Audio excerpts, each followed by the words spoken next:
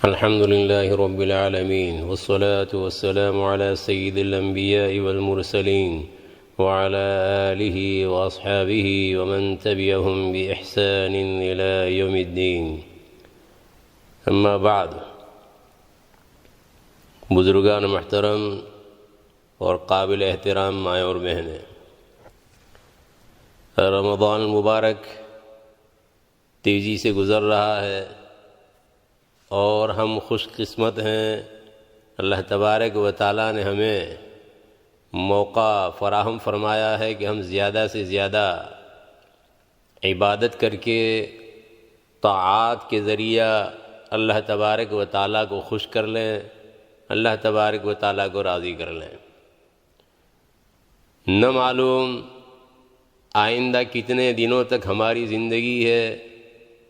گزشتہ کل کلپٹن کے رہنے والے مصطفیٰ بھائی اللہ تبارک و تعالیٰ کو پیارے ہو گئے۔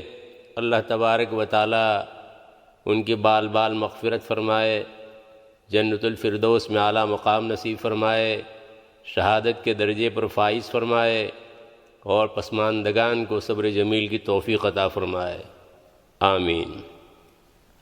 تو اللہ تبارک و تعالیٰ نے ہمیں ابھی موقع دیا ہے کہ اللہ تبارک و تعالیٰ کی جناب میں رمضان المبارک میں ہم گر گرائیں، روئیں، اپنے گناہوں کی معافی مانگیں اور رب تبارک و تعالیٰ کو ہم راضی کر لیں۔ اللہ تبارک و تعالیٰ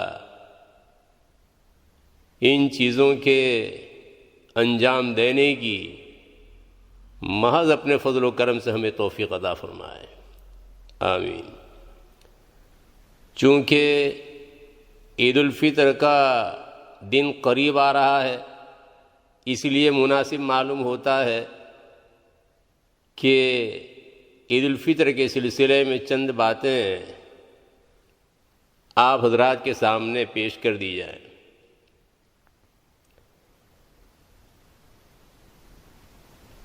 ہر انسان جانتا ہے، ہر مسلمان جانتا ہے کہ جن پر صدقہ فطر لازم ہے، عید الفطر کے موقع پر صدقہ فطر ادا کرنا ہے۔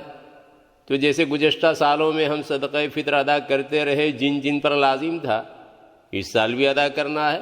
لاک ڈاؤن کی وجہ سے کوئی فرق نہیں پڑے گا۔ دوسری بات یہ ہے کہ ہم عید کے دن مسرت کا اور خوشی کا اظہار کریں۔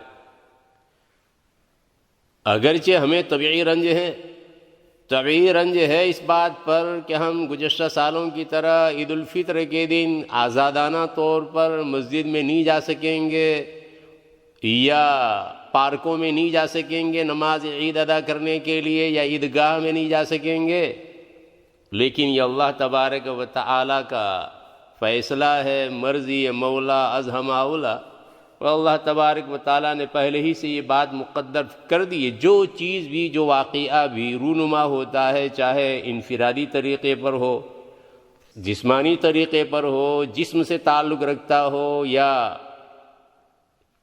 انفرادی نہیں بلکہ عالمی پیمانے پر جو آفت، جو مصیبت پیش آئے، چاہے قحط کا، چاہے زلزلے کا معاملہ ہو، چاہے سیلاب کا معاملہ ہو، چاہے بیماری کا اور صحت کے چلے جانے کا اور عافیت کے رخصت ہو جانے کا، سب اللہ عز و جل کے علم میں پہلے سے طے شدہ ہے۔ ما اصاب من مصیبت فی الارض ولا فی انفسکم الا فی کتاب من قبل ان نبراها ان ذلک علی اللہ یسیر۔ اس لیے کہ اللہ تبارک و تعالیٰ تو پہلے ہی سے جانتے، لہذا اللہ کے لیے نوٹ کر لینا اور لوح محفوظ میں لکھ دینا کیا مشکل تھا، آسان۔ لِكَيْ لَا تَأْسَوْا عَلَىٰ مَا فَاتَكُمْ، اللہ تبارک و تعالیٰ نے یہ اس لیے بتلا دیا تاکہ جو چیز تم سے فوت ہو جائے اس پر تم رنج نہ کرو، اور جو چیز اللہ عز و جل تمہیں عطا کرے تو اس پر شیخی نہ بگارو، اس لیے کہ وہ تو پہلے سے اللہ نے طے کر رکھا تھا۔ اس اعتبار سے یہ نعمت تمہیں حاصل ہوئی، یہ نعمت تمہیں ملی ہے۔ الغرض، جو بھلائی اللہ عز و جل نے مقدر کر رکھی ہے ضرور پہنچ کے رہے گی، اور جو مقدر نہیں وہ کبھی ہاتھ آ نہیں سکتی۔ سب کچھ اللہ تبارک و تعالیٰ کے علم میں مقدر ہے اور ویسا ہی ہو کر رہے گا۔ لہذا اگر کوئی بینیفٹ کی، فائدے کی چیز ہمارے ہاتھ نہ لگے تو اس پر ایسا رنج و غم جس کی وجہ سے ہمارے ضروری امور مختل ہوں، اللہ تبارک و تعالیٰ کی رضا کے کاموں میں اور اللہ تبارک و تعالیٰ کے حقوق میں یا بندوں کے حقوق میں خلل واقع ہوتا ہو، ایسا رنج و غم ہرگز مومن کی شان کے مناسب نہیں ہے۔ ہاں طبعی رنج ہو سکتا ہے تو طبیعی رنج بہرحال ہوگا، لیکن عقلی اعتبار سے مسرت، خوشی اللہ تبارک و تعالیٰ کے اس انعام پر کہ اللہ تبارک و تعالیٰ نے رمضان المبارک کو ہمارے لیے باعث رحمت بنایا تھا، اللہ تبارک و تعالیٰ نے ایک فریضے کی ادائیگی کی، تراویح کی ادائیگی کی اور دیگر عبادات کی توفیق دی۔ اب ہم اس دن سے ہم کنار ہو رہے ہیں، اس دن میں ہم پہنچ رہے ہیں جس دن اللہ تبارک و تعالیٰ کی خصوصی رحمتیں اور خصوصی فضل کا نزول ہوتا ہے، لہذا مسرت کا اور خوشی کا اظہار کرے اس دن۔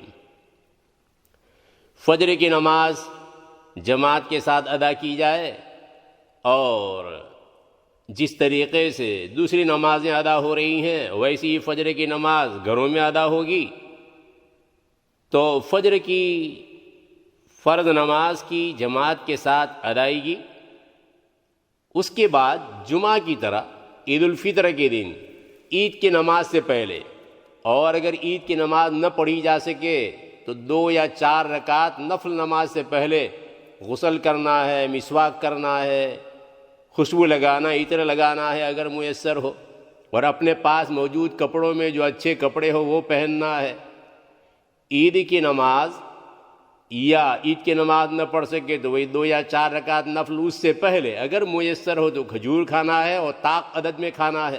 حضرت انس رضی اللہ تعالیٰ عنہ سے مروی ہے، کان رسول اللہ صلی اللہ علیہ وسلم لا یغدو یوم الفطر حتی یأکل تمرات ویأکلہن وطرا۔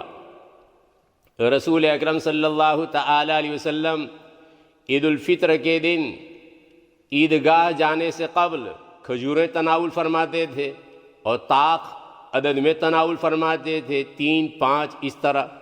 اگر کھجور میسر نہ ہو تو کوئی میٹھی چیز کھا لے، اور عید کی نماز سے پہلے یا 2 یا 4 رکعت نفل کی ادائیگی سے پہلے تک تکبیر تشریق بکثرت پڑھے۔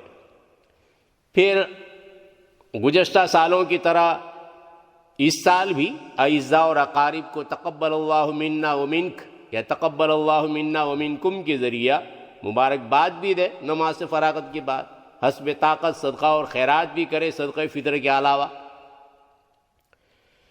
کووڈ-19 کی وجہ سے جو لاک ڈاؤن ہے اس کی بنا پر مساجد میں اب تک جیسے پنجگانہ نمازیں اور جمعہ کی نمازیں حکومتی ہدایات کی روشنی میں ہو رہی تھی، اسی طرح عید الفطر کی نماز بھی ہوگی، لیکن حکومتی اجازت نہ ہونے کی وجہ سے عام اجتماع نہیں ہوگا۔ گھروں میں عید الفطر کی نماز ادا کرنے کے لیے جمعہ کی طرح امام کے علاوہ کم از کم 3 مردوں کا ہونا ضروری ہے جن سے جماعت قائم ہو سکے، یعنی مذکر ہونا چاہیے، بالغ ہونا چاہیے، عاقل ہونا چاہیے۔ مستورات اور بچے بچیاں عید الفطر کی نماز میں شامل تو ہو سکتے ہیں، لیکن عید الفطر کی نماز قائم کرنے کے لیے جو کل 4 افراد چاہیے، یعنی امام کے علاوہ 3 اور امام کے ساتھ 4، یہ جو تعداد ضروری تھی ان میں خواتین اور بچوں کا شمار نہیں ہوگا۔ مستورات جماعت میں شریک ہوں تو امام کے لیے ان کی امامت کی نیت ضروری ہے، اگر ان کی امامت کی نیت کرے گا تو ان مستورات کا اقتداء کرنا صحیح ہوگا، ورنہ ان کا اقتداء کرنا صحیح نہیں ہوگا۔ مردوں لڑکوں کی اقتداء صحیح ہونے کے لیے امام کا ان کی امامت کی نیت کرنا ضروری نہیں ہے، لیکن نیت کرے گا تو امامت کا ثواب ملے گا۔ اور عید الفطر کی نماز سن رائز کے بعد، طلوع شمس کے بعد ذرا آفتاب بلند ہو جائے، یعنی تقریباً 15 منٹ ہو جائے، اس کے بعد سے اس کا ٹائم شروع ہوگا، زوال تک اس کو پڑھا جا سکے گا۔ عید الفطر کی 2 رکعتیں واجب ہیں، جن میں حنفی مسلک کے اعتبار سے 6 زائد تکبیرات واجب ہیں۔ 3 زائد تکبیرات پہلی رکعت میں اور 3 زائد تکبیرات دوسری رکعت میں. جس طرح امام ان زائد تکبیرات کو بولے گا اسی طرح اس کے پیچھے مقتدی بھی وہ تکبیرات بولیں گے، لیکن مقتدیوں کو امام کی طرف بلند آواز سے نہیں بولنا، پست آواز سے بولنا ہے. اور یہ تو پتہ ہی ہے کہ عید الفطر کی نماز کے لیے اذان اقامت نہیں ہے. ٹھیک، امام پہلے کانوں تک ہاتھ اٹھا کر تکبیر تحریمہ کہے گا اللہ اکبر، تو مقتدی بھی کانوں تک ہاتھ اٹھا کر اللہ اکبر پست آواز سے کہیں گے. یہ تکبیر تحریمہ جس طرح امام کو کہنا ہوتا ہے مقتدی کو بھی کہنا ہوتا ہے، صرف عید الفطر میں نہیں، تمام نمازوں میں یہ حال ہے. امام المقتدی سب اس تکبیر کے بعد ہاتھ ناف کے نیچے باندھ دیں گے اور ثنا یعنی سبحانک اللہم و بحمدک وہ پڑھیں گے جس طرح ہر نماز میں کیا جاتا ہے. پھر امام کانوں تک ہاتھ اٹھا کر پہلی تکبیر تحریمہ اس کو ہم شمار نہیں کر رہے، تکبیر تحریمہ ہو چکی. اب جو زائد تکبیرات ہیں ان میں یہ پہلی، تو امام کانوں تک ہاتھ اٹھا کر پہلی تکبیر یعنی اللہ اکبر کہے گا اور ہاتھ چھوڑ دے گا. جس طرح قومے میں یعنی رکوع کے بعد کھڑے ہوتے ہیں اور ہاتھ چھوڑتے ہیں، ایسے ہی اسی طرح مقتدی بھی کانوں تک ہاتھ اٹھا کر اللہ اکبر کہیں گے اور ہاتھ چھوڑ دیں گے. پھر امام دوسری مرتبہ کانوں تک ہاتھ اٹھا کر اللہ اکبر کہے گا اور ہاتھ چھوڑ دے گا. مقتدی بھی اسی طرح کانوں تک ہاتھ اٹھا کر اللہ اکبر کہیں گے، ہاتھ چھوڑ دیں گے. پھر امام تیسری مرتبہ کانوں تک ہاتھ اٹھا کر اللہ اکبر کہے گا اور ہاتھ باندھ دے گا. یہ 2 تکبیروں کے درمیان 3 تسبیح کے بقدر وقفہ کرنا ہے. عام دنوں میں جب مجمع زیادہ ہو تو اس صورت میں یہ وقفہ زیادہ رکھا جا سکتا ہے تاکہ کسی کو کوئی اشتباہ نہ ہو. پھر امام جہرن قرات کرے گا یعنی اعوذ باللہ بسم اللہ وہ تو پست آواز سے پڑھے گا، اور پھر سورہ فاتحہ پڑھے گا بلند آواز سے. پھر جو سورت پڑھنا چاہے وہ سورت پڑھ سکتا ہے، البتہ پہلی رکعت میں سورہ اعلیٰ پڑھنا اور دوسری رکعت میں سورہ الغاشیہ پڑھنا اچھا ہے. آپ علیہ الصلاۃ والتسلیم اسی طرح عید کی نماز میں پہلی رکعت میں سورہ اعلیٰ اور دوسری رکعت میں سورہ الغاشیہ پڑھتے تھے. یہ صرف امام کو پڑھنا ہے بلند آواز سے، مقتدی پیچھے خاموشی سے سنیں گے. پھر رکوع کرنا ہے. قرات کے ختم پر امام رکوع میں جائے گا، مقتدی بھی رکوع کریں گے. پھر رکوع سے کھڑا ہونا ہے، پھر 2 سجدے کرنا ہے جیسے عام نمازوں میں کیا جاتا ہے. پھر دوسری رکعت کے لیے کھڑا ہونا ہے. امام بسم اللہ الرحمن الرحیم پست آواز سے پڑھے گا، پھر سورہ فاتحہ پڑھے گا، پھر کوئی اور سورت ملائے گا، اور جیسے ابھی میں نے ذکر کیا کہ پہلی رکعت میں سورہ اعلیٰ اور دوسری رکعت میں سورہ الغاشیہ اگر پڑھ سکتا ہو تو بہت اچھا ہے. یہ امام کو پڑھنا ہے، مقتدی پیچھے خاموشی سے سنیں گے. قرات کے بعد امام 3 تکبیرات کہے گا، وہ جو زائد تکبیرات ہیں تو یہ زائد تکبیرات کہنا ہے، اور تینوں مرتبہ ہاتھ چھوڑ دے گا. مقتدی بھی امام کا اس میں فالو کریں گے، یعنی وہ بھی 3 مرتبہ امام کی تکبیر کے بعد تکبیر کہیں گے اور 3 دفعہ کانوں تک ہاتھ اٹھا کر چھوڑ دیں گے.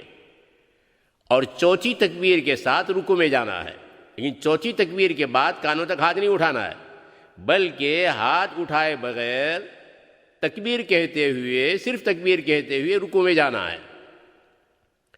اور یہ خیال رہے کہ عید کی نماز میں دوسری رکعت کی یہ تکبیر واجب ہے.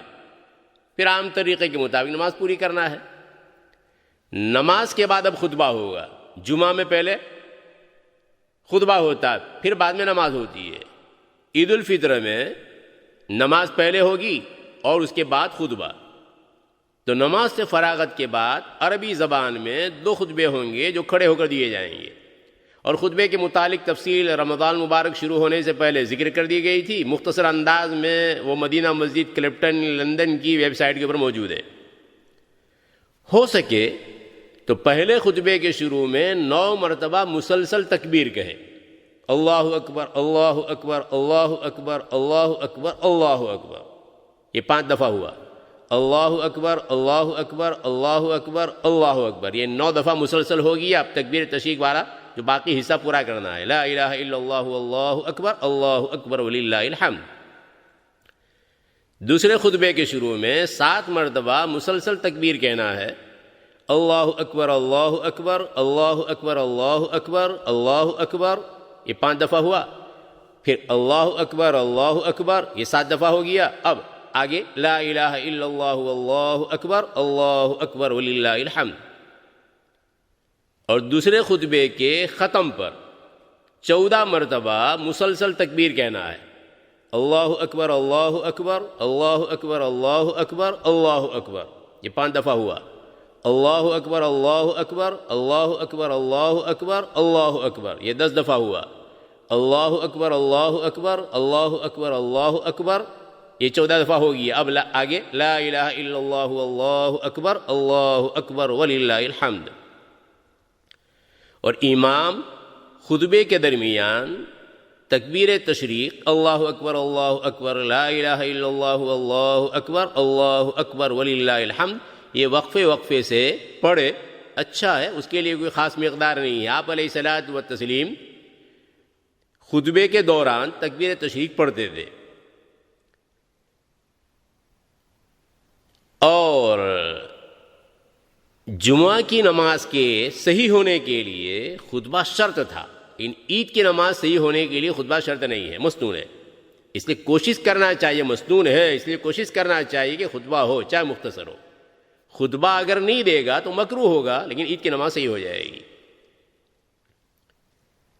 اگر کسی گھر میں امام کے علاوہ 3 عاقل بالغ مرد نہیں تو عید کی نماز قائم نہیں کر سکتے. انہیں ان کی نیت کے اعتبار سے انشاءاللہ العزیز بیٹھے بٹھائے اجر و ثواب مل جائے گا. ایسے لوگ انفرادی طریقے پر یعنی تنہا 2 یا 4 رکعت نفل ادا کر سکتے ہیں. یہ نماز پڑھنا ضروری نہیں، نفل ہے، آپشنل ہے. لیکن اس 2 یا 4 رکعت نفل میں زائد تکبیرات نہیں ہے اور نہ اس کے لیے خطبہ ہے. ضروری تفصیل وہ میں نے ذکر کر دی ہے. لاک ڈاؤن کی وجہ سے گھروں میں عید پڑھنے کے بارے میں بعض علماء کی دوسری رائے ہے کہ گھروں میں عید نہیں پڑھ سکتے. تو جو ان کا فالو کرتے ہوں کریں، ان کی رائے کا احترام کریں، ان سے بحث میں نہ الجھیں.